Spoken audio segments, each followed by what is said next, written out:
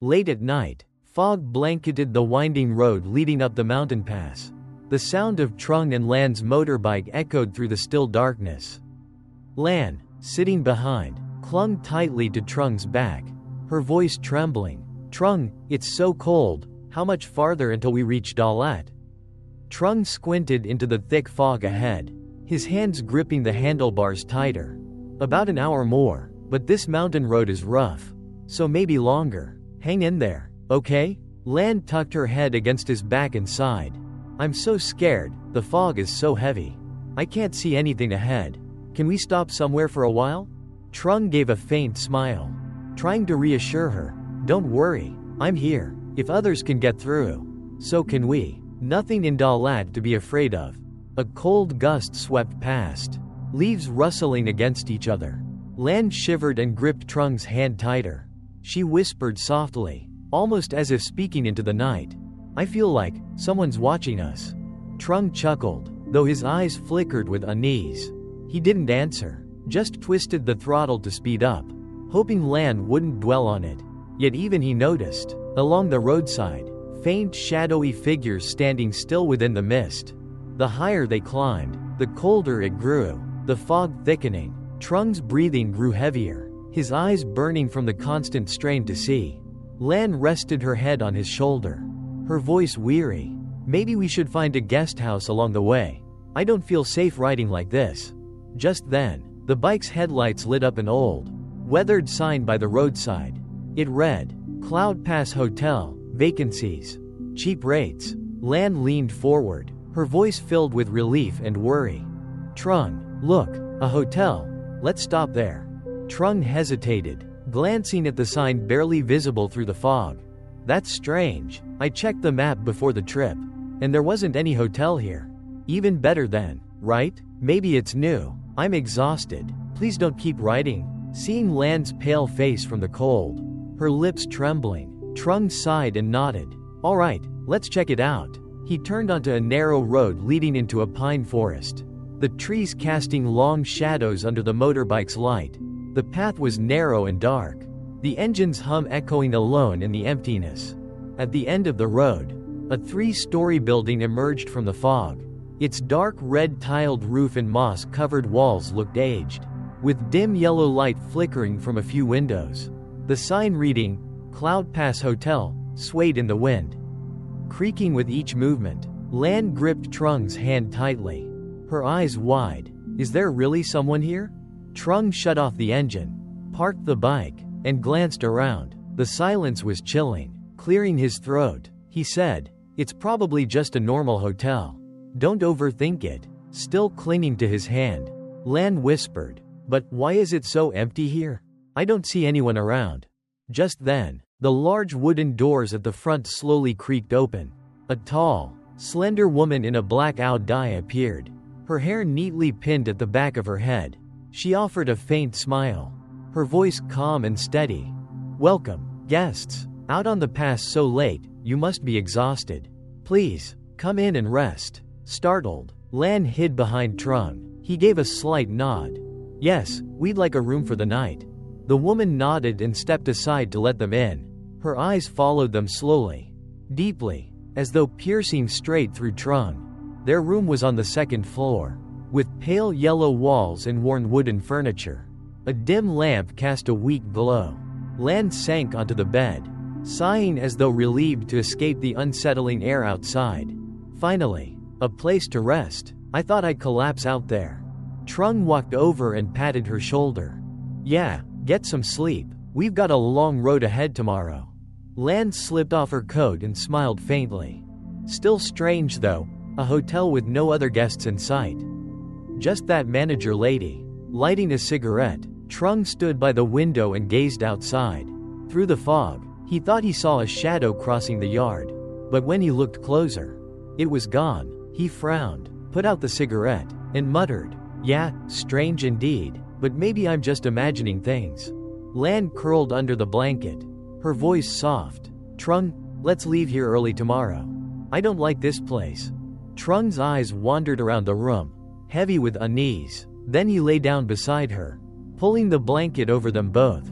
In the silence, The sound of the wind whistling through the cracks in the door was like someone whispering. At midnight, Lan jolted awake. The room was pitch dark, with only the faint glow of the yellow hallway light seeping through the crack of the door.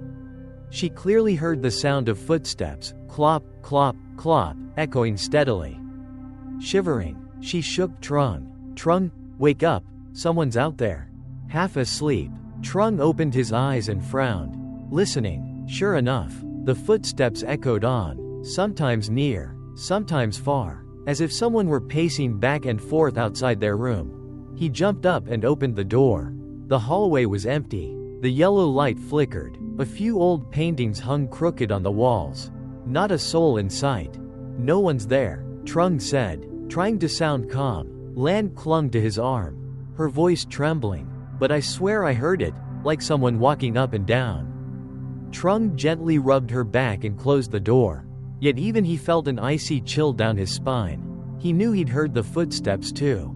Unable to sleep, Lan went into the bathroom to wash her face, hoping to clear her mind.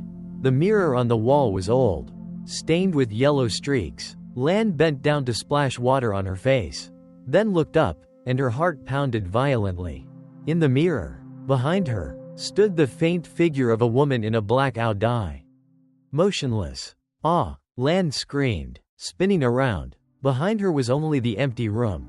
As Trung rushed in, panic on his face. What is it? Lan trembled, pointing at the mirror. Someone was standing behind me.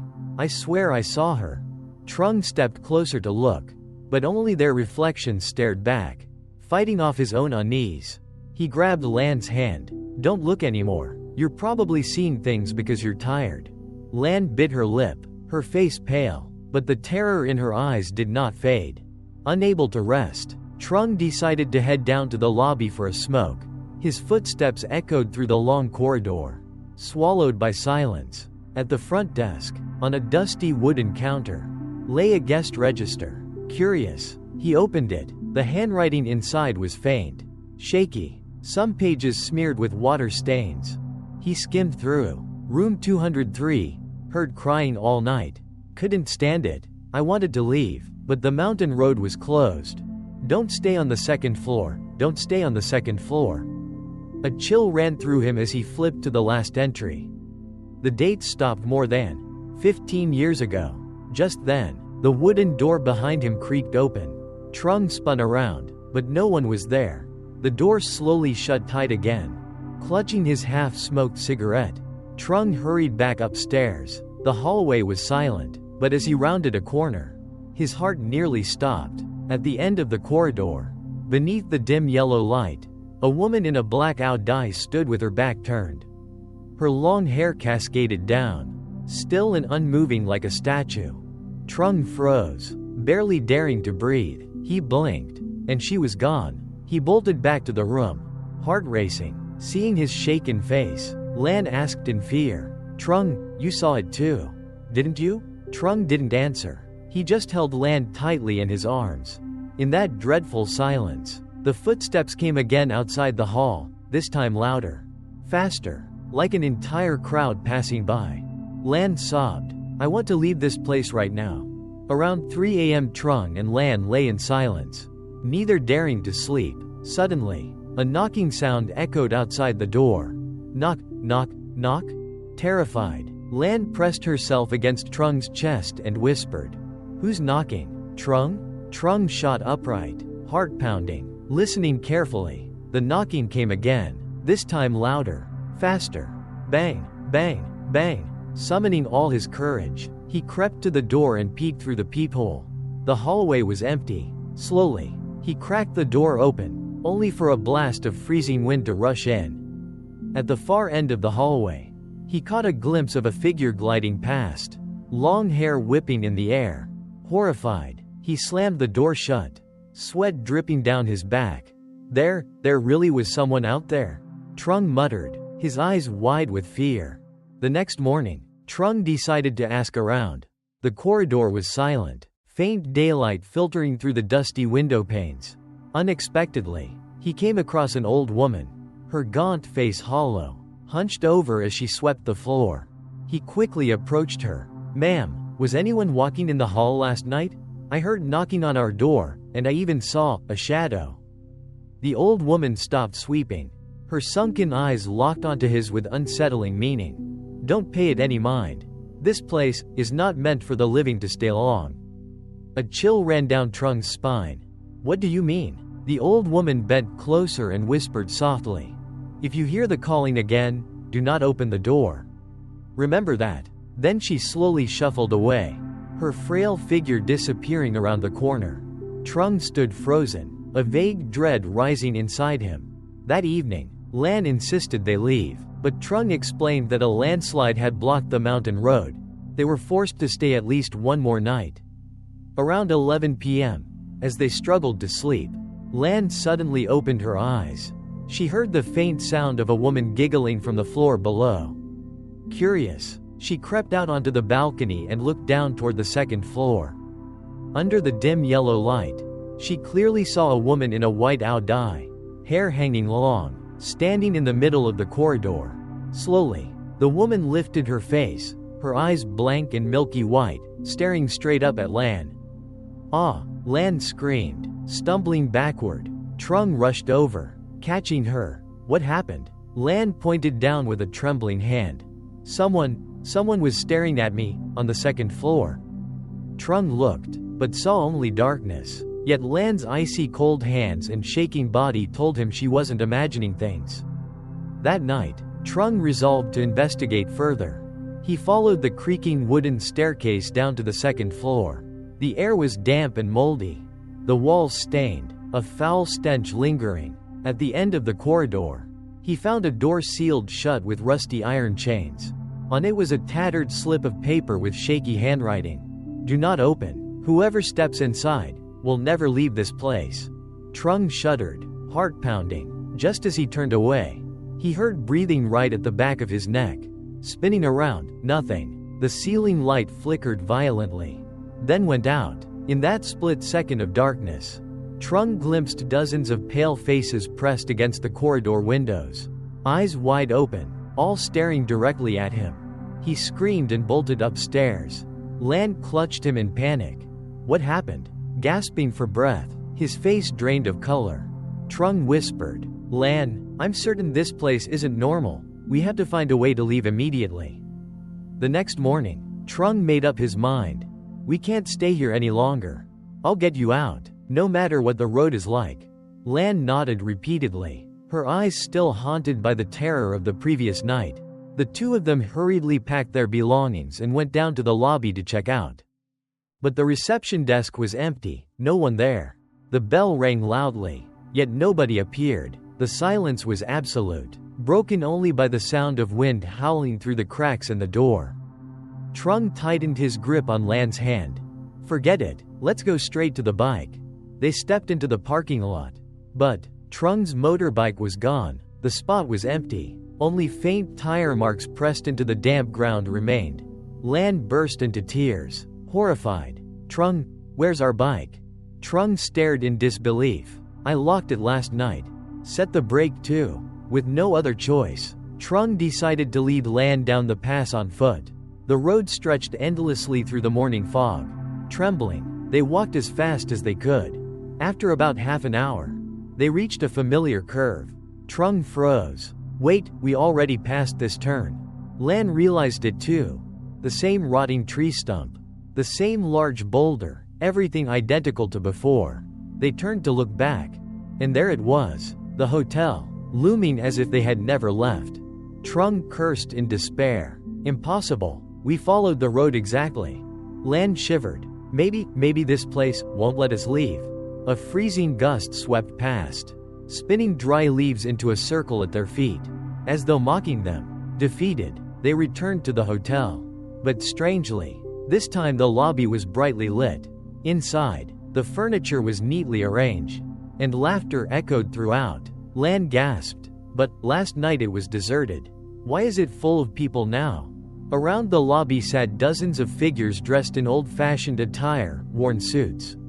White dye, hair pinned high. They laughed, sipped tea, chatting like guests at a banquet. But every face was pale as chalk, eyes hollow and lifeless. A man in a black suit stepped forward, his voice raspy. "Our two new guests, please. Join the feast with us," Lan screamed, yanking Trung as they bolted upstairs. Behind them, the laughter erupted louder, grotesque and echoing down the halls. They slammed the door of their room shut. Trung gasped for breath while Lan collapsed, trembling uncontrollably. Suddenly, the room began to shake slightly, as if the entire hotel were shifting. The lights flickered wildly. Water seeped from the stained walls, cracks snaking across like the trails of serpents. Lan whispered in terror, "Trung, I'm scared. This isn't a hotel anymore, it's a trap." Trung stood frozen, sweat dripping down his face, pressing his ear against the door. He heard the sound of hundreds of bare feet shuffling outside in the corridor, drawing closer and closer. Then a chilling whisper slid right into his ear, though no one stood beside him. "Stay, this place has been waiting for you both, for a long time." The two clung to each other, terror flooding their hearts, as darkness swallowed the room whole. All night long, Trung and Lan barely slept. The sound of footsteps outside the hallway never ceased, sometimes distant, sometimes close, at times right outside their door. Near dawn, the noise finally subsided. Trung cracked the door open. The hallway was empty, carrying only a pungent, moldy stench. Lan whispered weakly, We can't just stay locked in this room forever. If this hotel is keeping us here, then there must be a reason. I think it's hiding something." Trung nodded, deciding to search for clues. He needed to understand what exactly they were up against. The two crept along the corridor. Most of the rooms were sealed shut, their rusty locks untouched for decades. Suddenly, they came upon a black wooden door, completely different from the others. The doorknob was icy cold, like metal left in frozen snow. Lan shivered. "There's something about this place." Summoning his strength, Trung shoved the door open. It creaked loudly, revealing a pitch-black room reeking of damp rot. Inside were old wooden shelves filled with papers, files, and black and white photographs scattered across the floor. Lan picked up a stack of documents, blowing off the dust as she read softly. Twilight Hotel, inaugurated in 1963, built as a luxury retreat for the elite on the pass. Her voice caught in her throat. Within the file was a long list of names, each marked with notes like, "Missing," "Body never found." Trung turned over a faded photograph. It showed the hotel lobby full of guests, identical to the party scene they had witnessed the night before. But horrifyingly, every face in the photo was blurred, unrecognizable. Lan trembled, her hand shaking. They're the missing ones? And they're still here. Grinding his teeth, Trung forced himself to stay calm. It seems so. This hotel, it keeps their souls trapped. As they searched further, Trung noticed a stained section of wall. He brushed away the dust and old newspaper pasted over it, revealing dried, dark red handprints. The moment he touched it, the entire room shuddered. The photographs fell from the shelves, and in a flash he saw ghostly visions, dozens of people screaming, imprisoned inside this very room, begging desperately for help. Lan, terrified, grabbed his arm. "Trung, we have to get out. Now." The door suddenly slammed shut behind them, a freezing wind sweeping through, like the sighs of countless spirits. Panicked, they fought with all their strength until finally forcing the door open, stumbling back into the hallway. But when they turned around, the black door was gone. Only a flat, blank wall remained, as if it had never existed. Lan's face drained of color, her voice stammering.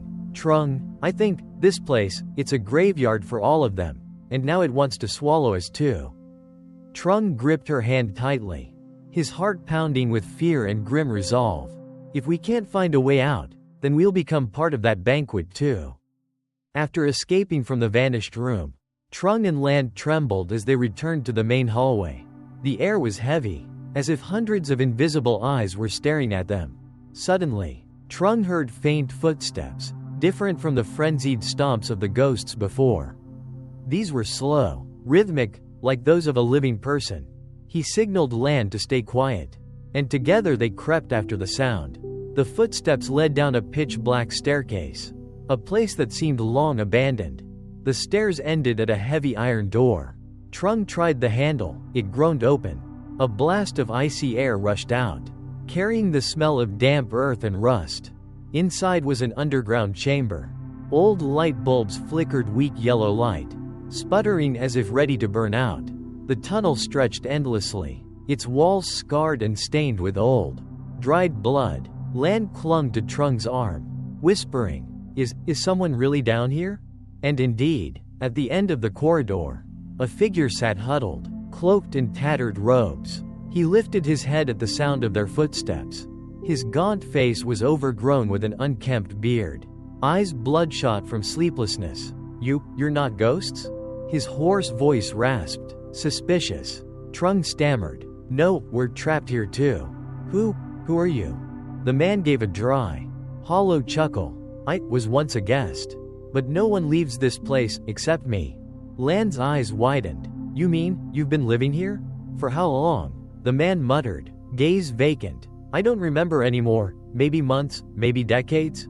Time here is already dead. He pulled Trung and Lan down to sit in a corner of the bunker, whispering as though terrified of being overheard. You don't understand. This hotel, it no longer belongs to humans. It's a trap. Everyone who enters becomes part of it. He pointed to the walls, carved with desperate claw marks. I've seen them, the missing ones. They cried out, and then they were dragged away. Once you join the feast, you can never escape. Lan's face drained of color, her voice breaking. Then, why are you still alive? The man's twisted smile spread. Because I learned to hide, to never let them see me. But the price is to live here forever, in darkness. Then he gripped Trung's shoulders, his eyes suddenly wild, almost manic. If you want to escape, you must find the mirror room. That's where the greatest secret lies, and the only way out. But remember this, to look into the mirror means trading away a piece of your soul. Just then, a thunderous, eerie laughter echoed down into the chamber. The bulbs flickered violently, then went out. The entire bunker fell into darkness, filled only with hissing whispers. You belong to me too? Lan screamed, clutching Trung's hand. The mysterious man vanished into the shadows, leaving behind only his raspy, haunting laugh. After the underground chamber was swallowed by darkness, Trung and Lan groped along the wall, trying to find their way back up. Cold air seeped through cracks in the walls, brushing against their skin like invisible hands, making them shiver uncontrollably. At the far end of the bunker, they came upon another door, ancient, carved with strange patterns, a disturbing mix of Eastern and Western motifs. At its center was an engraving of a wide-open eye, staring as though it followed their every step. Lan swallowed hard, whispering, This must be the mirror room, he mentioned. Trung took a deep breath, his trembling hand pressing against the handle. The door creaked open, revealing a massive, empty chamber. Its four walls were lined with towering mirrors stretching all the way to the ceiling. The mirrors reflected them hundreds, thousands of times, stretching into infinity. But the most terrifying part was that not every reflection moved the way they did. While Trung and Lan stood frozen, some reflections smirked wickedly. Others turned their heads to stare directly at them. A few even stepped closer to the glass, pressing their faces against it, trying to break free. Lan staggered back, her heart pounding. Trung, those aren't us. A whisper slithered across the mirrors, echoing in their heads. Step inside, and you shall be free. All it takes is your soul. In one mirror, another version of Trung appeared. His face was identical, but his eyes were pitch black, hollow. He reached out his hand, as if to pull Trung into the glass. Trung stumbled backward, drenched in cold sweat. But then Lan heard another voice, softer, gentler, drifting from the mirror opposite her. Lan, I can help you. Step through, and you'll feel no more pain, no more fear. Inside the mirror, another, Lan, smiled back, her eyes shimmering with tears, her voice sweet, hypnotic. Lan stood entranced, drawn closer as though bewitched. Seeing her about to cross the threshold, Trung lunged and grabbed her shoulder. But the moment he touched her, horror filled him. Lan's skin was ice cold. Her eyes glazed, as if she were in a trance. Then came the sound of cracking glass. Several mirrors split, and from within, gray, decayed hands reached out, claws curling, trying to drag them inside. Echoing laughter roared all around. "Your souls will be the perfect pieces for tonight's feast," Trung screamed, yanking Lan toward the door, only to find it gone. In its place stretched an endless wall of mirrors, overlapping infinitely. They were trapped in a labyrinth of reflections, each image grinning mockingly, pressing closer, waiting for the moment the glass shattered and they could break free. Lan snapped out of her trance, sobbing, "Trung, if we don't escape, we'll disappear forever." The sound of shattering glass echoed violently across the room. The mirrors cracked wide open, falling into glittering fragments. From the fissures, dozens of Trungs and Lans stepped out, their faces twisted, their eyes glowing a fiery red. Terrified, Lan clutched Trung's hand. They're us, but not us," one of the false Trungs sneered, its voice metallic and grating. "You are only the weak copies. We are the true forms." They began advancing, their synchronized footsteps thundering like a bone-chilling drumbeat. Trung pulled Lan and ran, but every step they took was endlessly reflected. The space stretched on, mirror hallway after mirror hallway, trapping them in a labyrinth with no way out. At every turn, more identical figures appeared, standing motionless, their pitch-black eyes fixed upon them. Lan burst into tears, her voice trembling. "Trung, if we keep running like this, we'll never escape." Trung squeezed her hand, trying to steady her. "There has to be one mirror, the real one. If we can find it, we can get out." But behind them, the distorted doubles had started to chase, their footsteps pounding through the maze like an invisible army. Just when all hope seemed lost, a faint light flickered in the far corner of the chamber. It glowed like a wavering blue flame, but in the suffocating darkness, it became their only beacon of hope. Lan cried out, "Trung, look, a way out." They sprinted toward it, but the closer they ran, the farther the light seemed to drift, as if mocking them, luring them deeper inside. Suddenly, Lan stumbled and fell. When Trung bent to help her up, they realized what lay beneath them, a massive mirror, reflecting them from above, but in the reflection, Trung and Lan were being dragged downward, something waiting below to claim them. Lan screamed, "Don't look down, don't let it take us."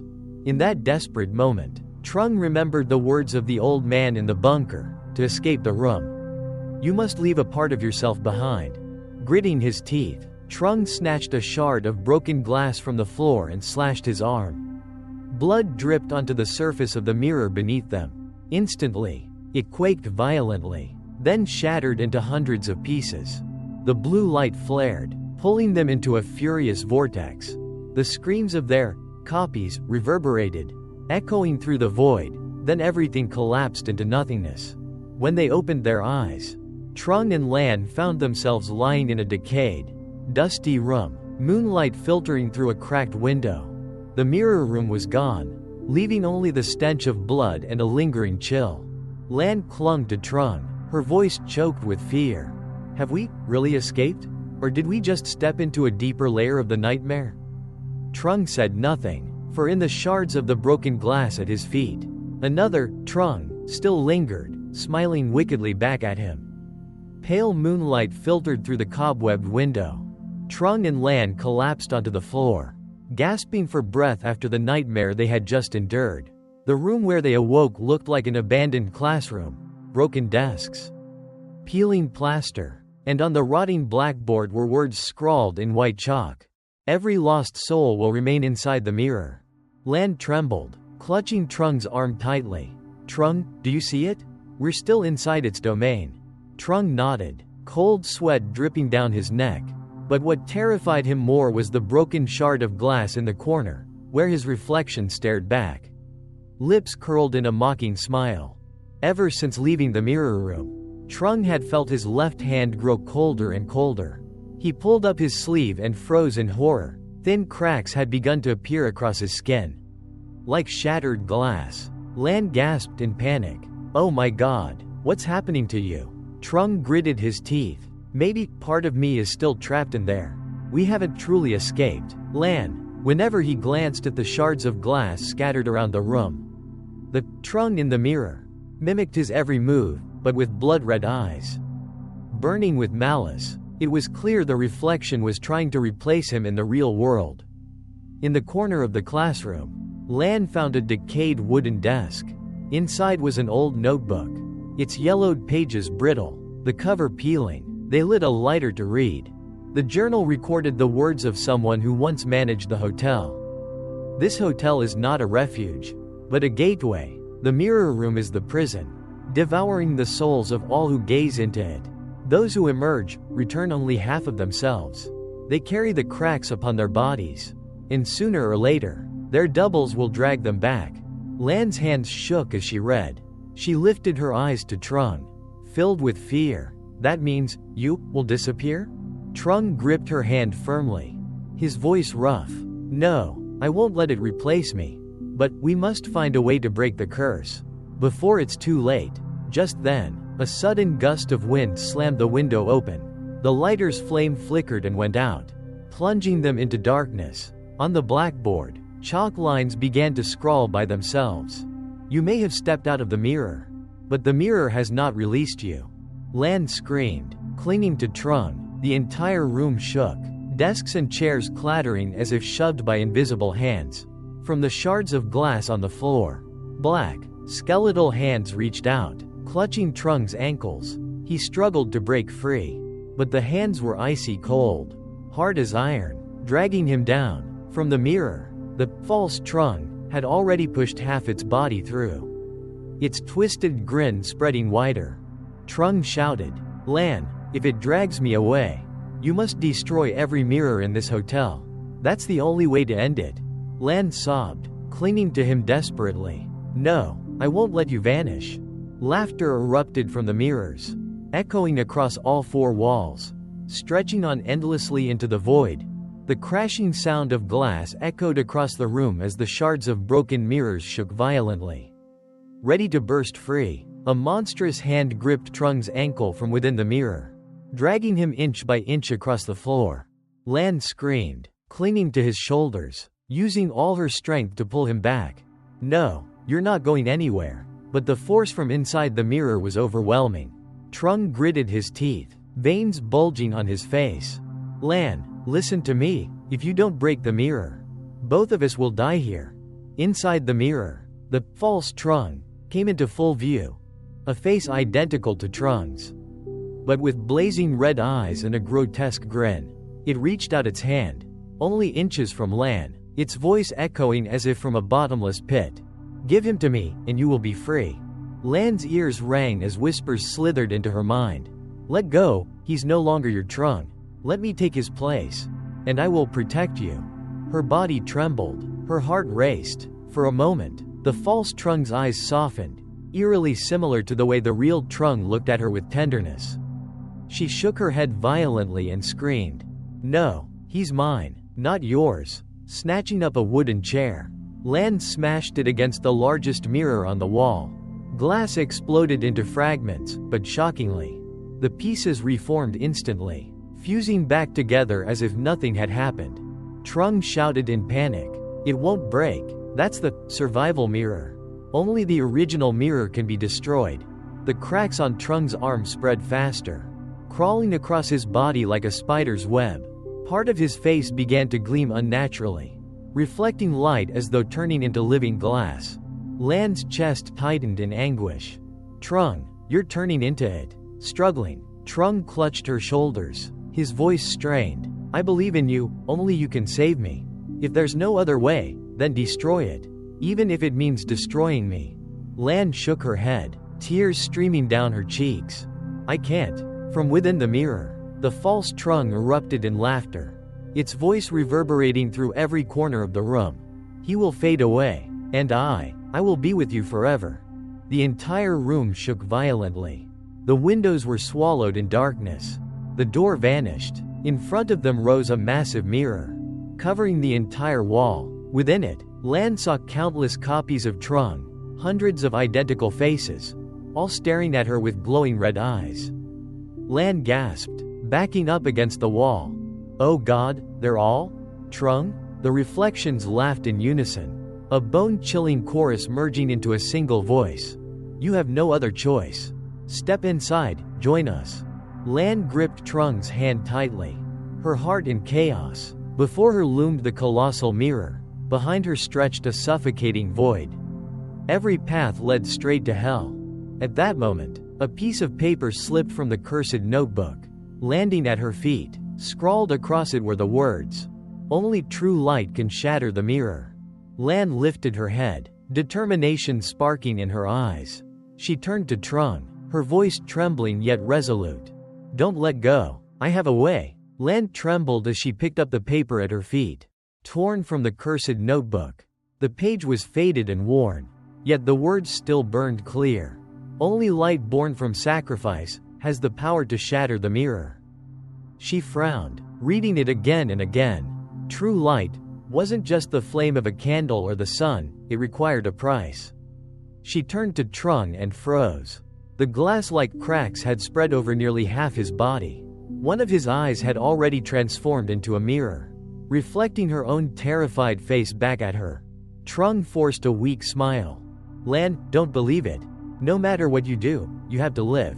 Lan shook her head, tears welling. "I won't let you disappear.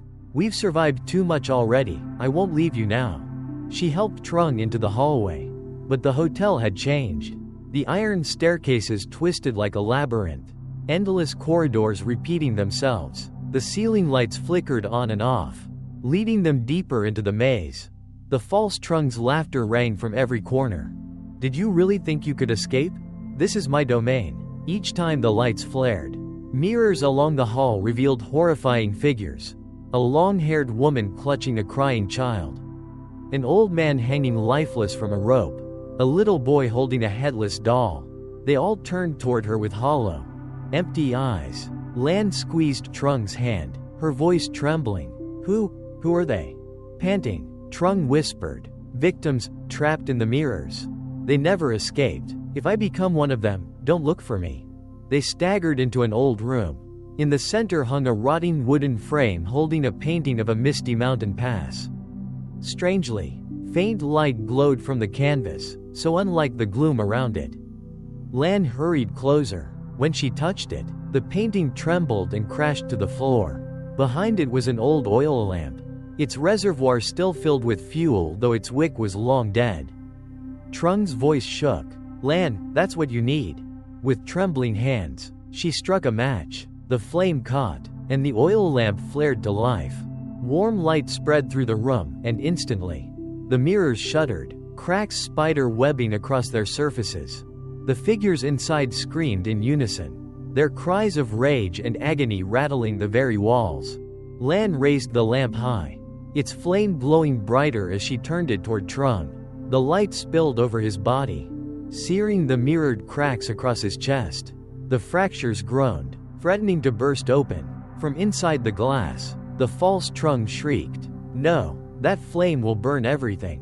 If he shatters, he'll go down with me." Lan shouted back, her voice fierce with resolve. "No matter what, I choose to save him." She pressed the blazing lamp against the mirrored wound on Trung's chest. The flame erupted, flooding the room with light. Trung screamed in agony, his body convulsing. Shards of mirror split and fell from his skin, clattering onto the ground. The giant mirror on the wall trembled violently, breaking apart piece by piece. In that moment, Lan saw them, the countless souls once imprisoned in glass, pouring free, dissolving into the air, their eyes finally at peace. But Trung collapsed, his breath faint and shallow. The mirror within him was gone, but his body was torn as though ripped apart by the very light that saved him. Lan cradled him in her arms, tears streaming down her face.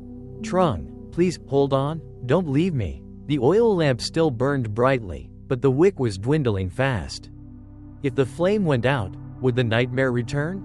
Lan clutched Trung tightly, feeling his breath grow weaker and weaker. The oil lamp in her hand flickered, its wick nearly consumed. The acrid smell of burning cloth filled the air, sending her into a panic. Her hands shaking, Lan searched the room. All she found were shards of broken mirrors, rotting wood, and tattered curtains. She tore strips of fabric and stuffed them into the lamp as a new wick. The flame sputtered weakly, then flared brighter, just as eerie. Guttural whispers rose again from the hallway outside. Trung squeezed her hand, his voice hoarse. "Don't let the flame die. This light is your very soul." Lan gripped the lamp with determination. "I'll keep it burning to the end." When she lifted the lamp to scan the walls, the fire's glow formed the shadow of an arched doorway. She froze in astonishment, then stepped closer. The wall trembled, bricks shifting to reveal a hidden passage leading downward. Trung, struggling for breath, whispered, "Maybe the hotel's true secret lies down there." Supporting him, Lan led them down the narrow stairway. Each step echoed with mournful groans from the very walls. The deeper they descended, the colder the air grew, and the weaker the flame flickered. At the bottom, they entered an ancient stone chamber. Strange symbols, seemingly sealing spells, were carved into the walls. In the center stood a colossal mirror, shrouded by a ragged black cloth. Lan shuddered. This must be the root of it all. Before she could react, the cloth ripped away on its own. The mirror blazed with light, and from within it, the false Trung emerged. His body was horrifying, half transparent like glass, half Trung with a twisted grin. He roared, "You think you can erase me? I am his shadow. Light only prolongs his suffering." Lan thrust the lamp toward him. The flame's glow seared his body, making him howl and writhe. Yet he lunged forward with demonic strength. Even weakened, the real Trung stepped in front of her, shouting, "Lan, don't be afraid. Your light, it's the only thing that can end him." The battle raged. Each time Lan raised the lamp, the false Trung staggered back, his body cracking like fractured glass. Yet he lashed out relentlessly, trying to extinguish the flame. Lan screamed with defiance, "You're nothing but a false reflection. The real Trung is here, and he will never bow to you." She charged, slamming the burning lamp into his chest. The fire erupted in a violent blaze, flooding the chamber with radiant light. The giant mirror quaked, its sealing symbols glowing white-hot. Countless souls within wailed in unison as the glass shattered, releasing them as streams of pure light that dissolved into the air. The false Trung shrieked one final time, his body melting away like shattered crystal, vanishing into the brilliance. Exhausted, Lan collapsed, holding Trung close. His eyes were shut, his breath faint, but the mirror-like cracks across his body had vanished. The oil lamp still burned, no longer wild but warm and gentle. Through tears, Lan whispered, We still have a chance." The golden light cast by the lamp painted the stone walls. The once dark symbols now glowed like fire, arranging themselves into lines of ancient script. Slowly, the words revealed themselves before Lan and Trung in archaic Vietnamese.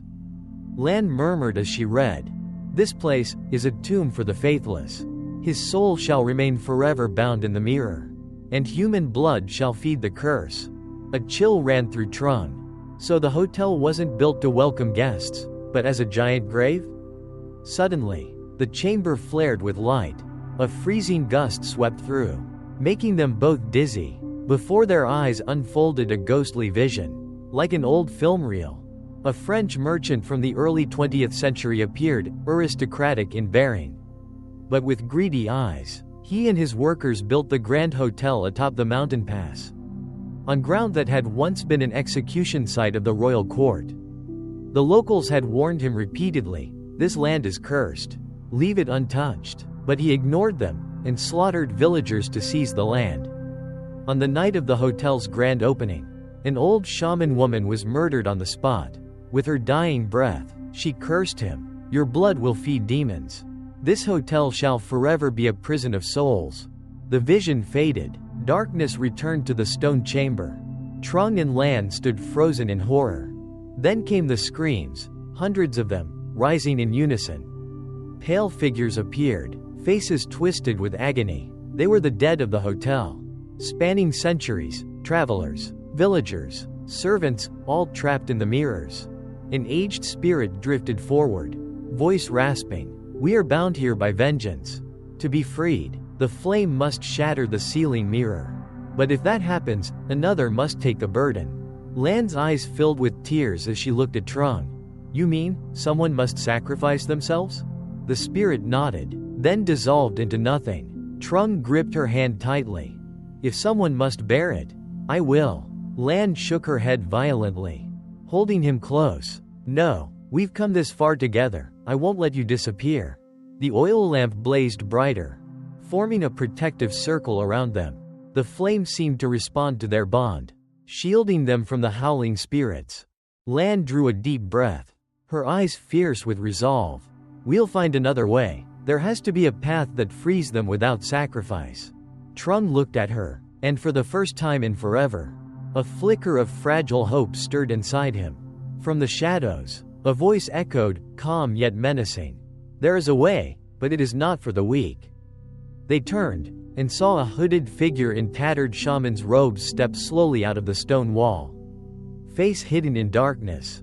In the damp chamber, the shadowy figure in tattered shaman's robes stepped closer. The oil lamp's glow revealed a gaunt face, eyes sunk in deep like bottomless pits. His voice was low and grave. I was once the village shaman, murdered by the French when they stole our land. But my spirit never left. I know how to break the curse. Trung's voice was sharp. How? The shaman fixed his gaze on the flame in Lan's hand. That lamp is the key. But to unlock the seal, living blood must merge with fire. That blood will call forth the gate of the underworld, and the flame will burn the seal away. Lan shuddered. Blood? You mean someone has to bleed? He nodded slowly. It will not take your life. But whoever undergoes the ritual will bear the mark forever. Their soul will be haunted by shadows for the rest of their days. The air thickened, as if thousands of souls were watching. Trung looked at Lan, his eyes firm. I'll do it. Lan broke into tears. You've suffered too much because of this place already. If anyone should endure it, it's me. The shaman let out a raspy laugh. The one who performs the ritual must have an unwavering heart, one that fear cannot consume. Once the flame touches blood, every horror in this hotel will flood their mind. If they falter, their soul will be dragged into hell. Silence fell. Their pounding hearts seemed to echo against the stone walls. Then Trung gripped Lan's hand tightly, his voice trembling yet resolute. My decision is made. If I let you bear it, I'd never forgive myself. Lan gazed into his eyes, then buried her face against his chest, sobbing. Then I'll be with you, no matter what happens. The shaman drew a rusted silver blade from his sleeve. He traced a circle of blood on the stone floor, etching strange symbols within it. Lan held the lamp, her hands trembling. Trung knelt inside the circle and offered his wrist.